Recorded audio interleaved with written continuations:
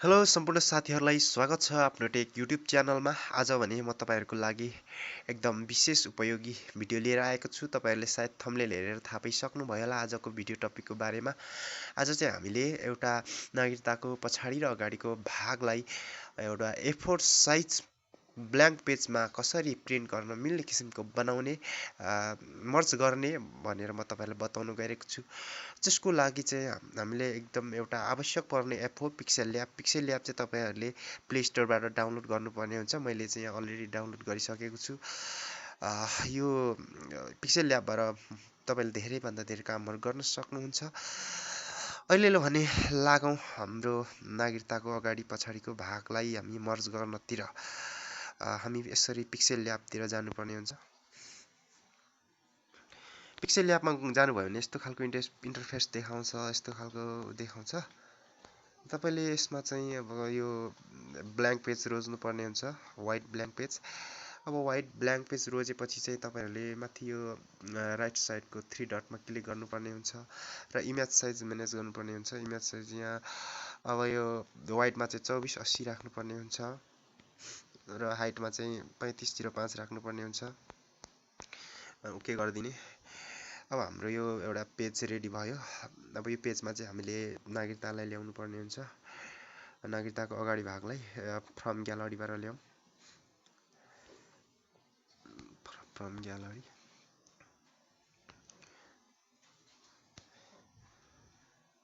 अब यसलाई चाहिँ तपाईँहरूले क्रप गर्नुपर्ने हुन्छ मजाले। मैले चाहिँ पहिला अलरेडी क्रप गरेर राखेको छु। यसलाई राइट गरिदिने क्रप गरेर।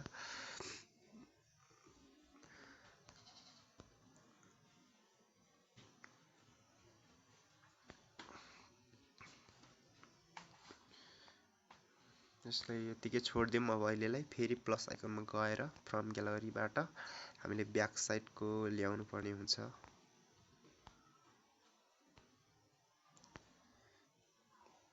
यसलाई पनि मजाले क्रप गर्ने पहिलाको जस्तै।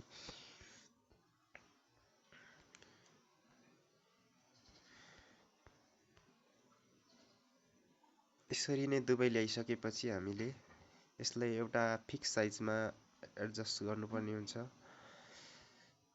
त्योभन्दा पहिले हामीले यसलाई सही ठाउँमा नाप्नको लागि यो जाली जस्तोमा क्लिक गर्नुपर्छ। यस्तो आउँछ, यस्तो आउँछ। यस्तो आएपछि हामीले अब यसलाई 4 भागमा डिभाइड गरेर यहाँ मिलाएर राख्नुपर्ने हुन्छ। 4 भागमा अन्दाज गरेर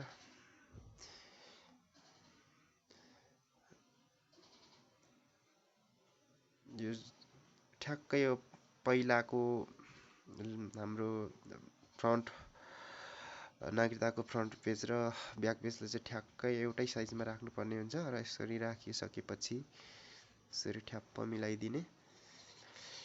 त्यसो गरेपछि हामीले अब यसलाई कपी गर्नुपर्ने हुन्छ।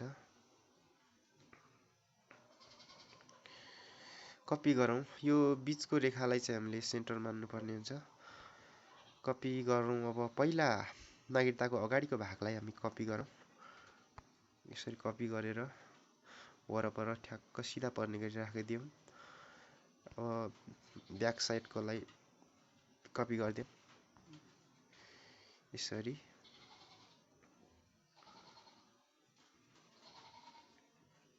अब यसलाई हामीले यहाँ मजाले मिलाउनु पर्ने हुन्छ। पछि पेपरमा प्रिन्ट आयो भने बीचमा च्यात्नलाई ठिक्क मिल्ने किसिमको हिसाबले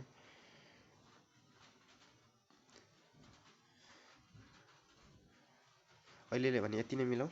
यो तपाईहरूले एकदम टाइम लाएर राम्रोसँग मिलाउन सक्नुहुन्छ। अब यसलाई चाहिँ हामीले सेभ गर्नुपर्ने हुन्छ।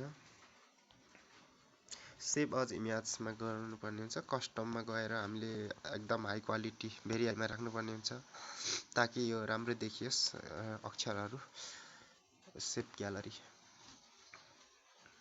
हाम्रो काम एउटा काम भइसक्यो। अब भने हामी यसलाई के गर्नुपर्छ त भन्दाखेरि यो पिक्चर यो बनिसकेको छ मर्ज एउटा पेजमा। अब यसलाई चाहिँ हामीले यतिकै डाइरेक्ट प्रिन्ट गर्दा पनि भयो। तर यो अलिकति लोडिङमा टाइम लाग्ने भएकोले हामीले यसलाई पिडिएफ बनाउँदाखेरि एकदम सजिलो मोबाइलबाट पनि प्रिन्ट हान्न सकिन्छ। यो सजिलो हुन्छ। अब यसलाई पिडिएफ बनाउनको लागि चाहिँ सेयर बटनमा क्लिक गर्नुपर्छ। सेयर बटनमा गएर प्रिन्टमा क्लिक गर्ने। तपाईहरुको फोनमा पनि प्रिन्टिङको अप्सन होला।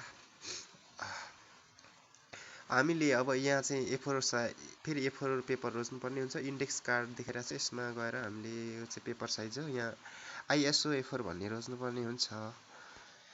ISO A4 रोज्नुपर्ने हुन्छ। यहाँबाट तपाईँले कलरबाट चाहिँ व्हाइट ब्ल्याक एन्ड व्हाइट पनि बनाउन सक्नुहुन्छ र कलरमा पनि प्रिन्ट गर्न सक्नुहुन्छ।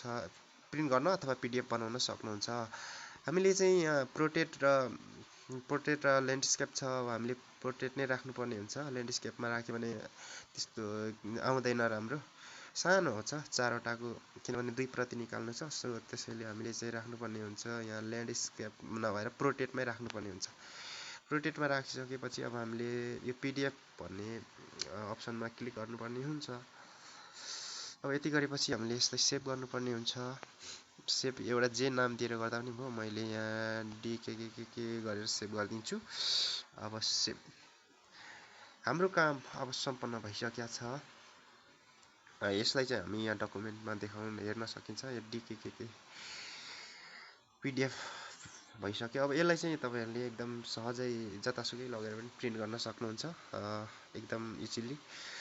भिडियो कस्तो लाग्यो, तपाईहरुले राम्रो लाग्यो भने मेरो युट्युब च्यानललाई सब्स्क्राइब गर्नु नभुल्नु होला, सपोर्ट गर्नु होला। म तपाईहरुको लागि एकदम यस्तै उपयोगी भिडियोहरु लिएर आउने नै छु।